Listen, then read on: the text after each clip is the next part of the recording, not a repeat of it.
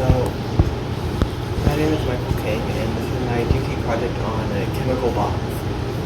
So, chemical bonds are a result of the attraction and repulsion of charged particles and electronegativity, which is the pull that a nuclei has on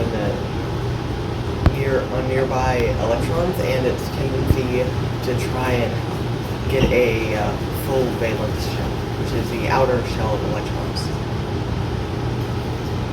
So most atoms want a full valence shell of 8 electrons, though certain lighter elements, such as hydrogen and boron, have fewer. So there are several different types of chemical bonds are a result of atoms trying to fill their valence shell, thus in multiple different ways, causing sort of a negative feedback loop, in which if the two bonded electrons get too close, the repulsive force gets stronger. If they get too far away, the attractive force gets stronger, thus holding them a certain distance apart. So there are several different kinds of chemical bonds, the first of which is a covalent bond. So in a covalent bond, when the two atoms with the incomplete valence shells get close enough to interact, an electron pair, which is two electrons, often just one from each atom, are shared between the two valence shells. Essentially, those two electrons are part of both valence shells, giving both atoms an extra electron. However, since they're part of both valence shells, that means that they are bound. That means that they essentially act as a sort of attachment that prevents the two atoms from drifting apart, since they are both very, very strongly attached to the electron pair.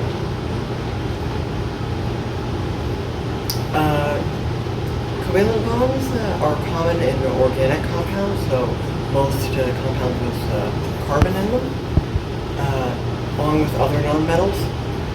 And they tend to result in soft, plastic-like mechanical properties, as well as low melting points and boiling points. And they're responsible for the bonds in most molecular elements, which is just 2 of one element. Then there are ionic bonds. Ionic bonds happen when a electron or electron pair is fully transferred from one atom, usually a metal, to another atom, which is usually a nonmetal. This creates 2 charged ions, which, due to the electrostatic charges, and this is an actual term, they are bound to each other and held apart by the repulsion between nuclei and repulsion between shells. Since this usually happens in large quantities, it creates a sort of 3D checkerboard, like shown in the picture right here. And it is responsible for most crystals. And it tends to cause, ionic bonds tend to cause solubility in polar solvents, as well as high melting points and conduct and rigidity and brittleness, as well as conductivity when dissolved. Then there are metallic bonds, which are somewhat unique in that instead of atoms being bonded to each other. Each atom in the metal donates 1 or 2 electrons, depending on the kind of metal, to a sort of free-moving sea of electrons that takes up the entirety of the metal. So this essentially means that every single metal atom is attached to every single point in the metal, and vice versa.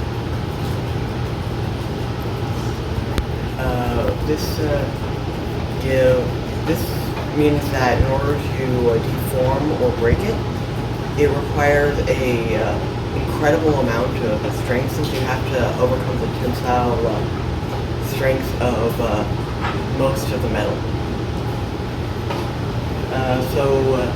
The electron C also gives the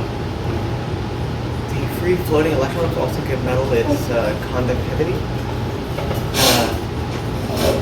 And its unique structure gives it extreme mechanical properties as well as high melting points.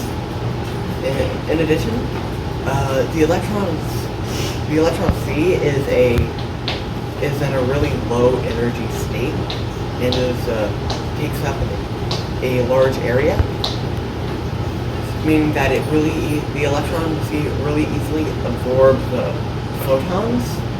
And then quickly re-emits them, giving metal its reflectiveness. So then there are intermolecular forces. While not as strong as the forces causing chemical bonds, or at least most of them, they are still significant since they cause many physical phenomena such as cohesion and adhesion. As well as a certain kind of bond called a hydrogen bond, in which a hydrogen, which is covalently bonded to, for example, an oxygen atom within water. All hydrogens and oxygen have a full valence shell. However, they still have a charge. The oxygen have a negative charge, while the hydrogen has a positive charge, meaning that while it is weaker than say an ionic bond, it's still significant, and it causes the hydrogen atoms of water molecules to be attracted to the oxygen atoms of other water molecules.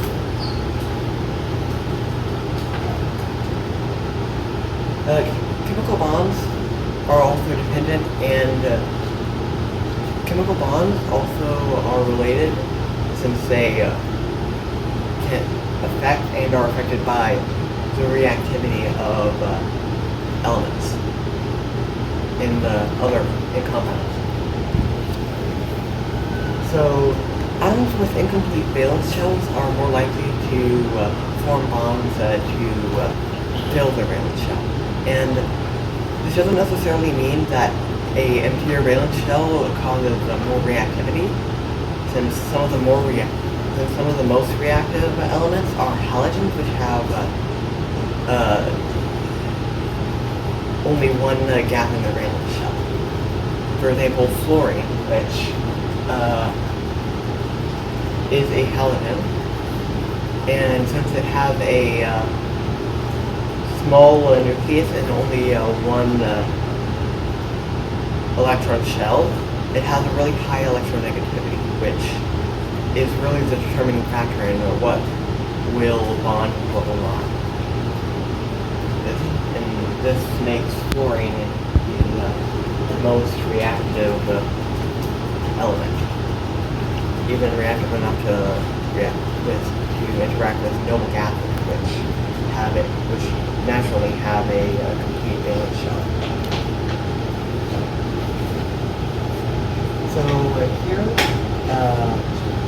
I have drawn the skeletal structure of several different compounds. There is ethanol, benzene, phosphoric acid, calcium hydroxide. This is fructose, and this is iron oxide. And I have color coded and given pictures of what they each look like.